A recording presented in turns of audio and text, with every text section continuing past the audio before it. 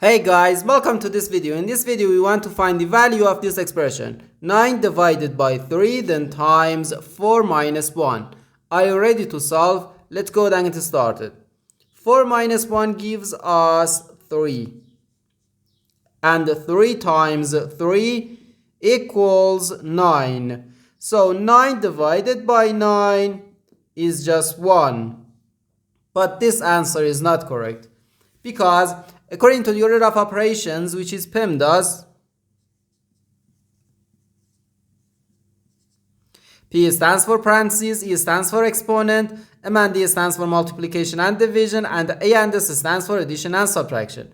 First we have to do parentheses, then exponent, then multiplication or division, and finally addition or subtraction. Remember that multiplication and division have equal priority and we have to work from left to right. And the same applies to addition and subtraction. In this expression, we have one division, one multiplication, and the one parenthesis. Inside this parenthesis, we have one subtraction. Here we have a multiplication because in mathematics, when a number is placed next to parentheses, it means multiplication, and we usually don't write the multiplication sign for brevity.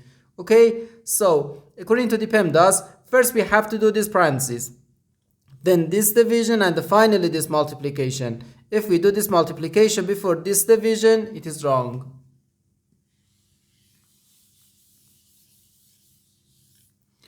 So first we have to do this parentheses. Inside this parentheses, we have 4 minus 1, which equals 3. So we have 9 divided by 3, then times 3. Now we have one division and one multiplication. As I said, multiplication and division have equal priority and we have to work from left to right.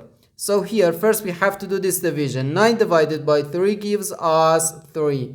So 3 times 3, which equals 9. And this is our final answer to this problem.